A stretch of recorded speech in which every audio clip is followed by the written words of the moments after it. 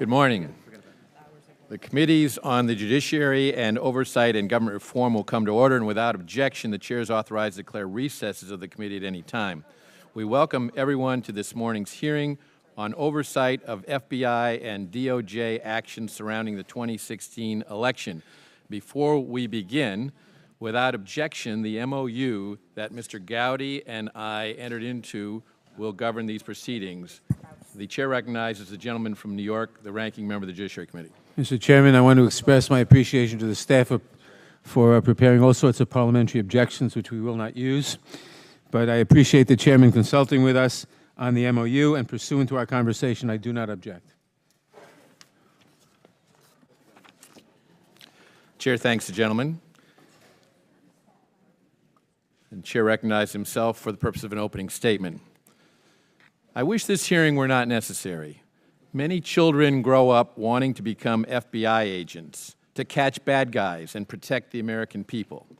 I have little doubt that our witness today has done that very thing during his many years serving as an FBI special agent. A special agent's mission is a vitally important business to which we dedicate some of our best and brightest. However, this is precisely why our joint investigation is such an anomaly.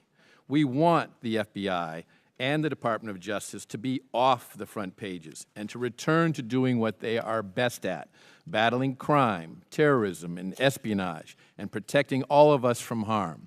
We don't want to read text message after text message dripping with bias against one of the two presidential candidates. We don't enjoy finding compelling evidence that the FBI director had predetermined the outcome of the case months in advance.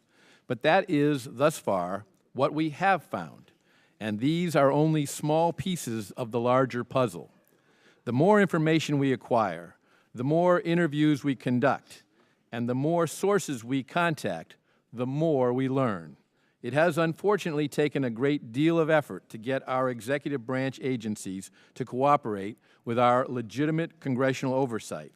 But we have made substantial progress, and it is a credit to our investigative task force members and staff.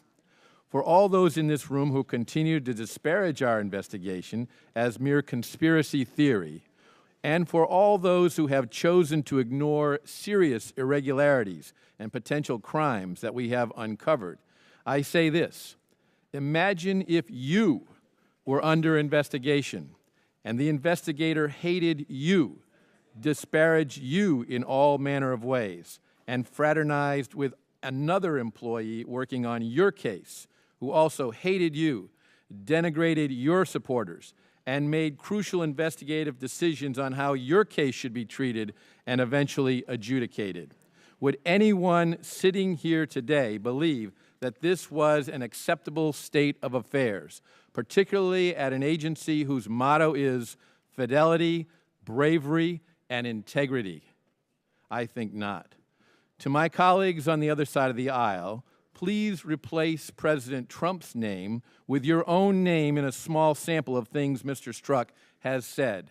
Envision how you would feel if you found out that the chief agent investigating you as a member of Congress was making these statements: F Trump, Trump is a disaster, just went to a Southern Virginia Walmart, I could smell the Trump support. Or perhaps most alarmingly and revealingly, we'll stop it, referring directly to Mr. Trump's candidacy for president. In fact, for those who think we are wasting time in this committee, suppose all of this had been said about candidate Obama before he was elected, or even more topical about Hillary Clinton while she was running in the same election. Would we be where we are today? The only honest answer is an absolute affirmative yes. Of course we would be here, because every single Democrat would be protesting bias and discrimination against their preferred candidates by an out-of-control FBI and DOJ. So please stop saying this doesn't matter and is only the product of conspiracy theory. Instead, the American people hope you will understand that this investigation goes to the very heart of our system of justice, one that is supposed to be fair and treat everyone equally under the law. Mr. Strzok and others inside the FBI and DOJ turned our system of justice on its head, and that's why we're here and why this matters. Yesterday, Chairman Gowdy and I received a letter from my colleagues on the other side of the aisle raising numerous objections about the nature of our investigation. These claims are largely spurious, and I have responded publicly to them before. However, these claims are also revealing.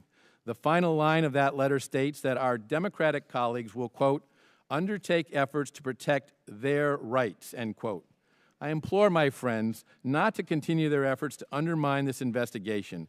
And as for their rights, I submit that the rights that should concern us are the rights of the American people, namely to know the facts, to trust that their law enforcement agencies are operating fairly and justly, and to feel secure in the knowledge that no one is above the law. I now recognize the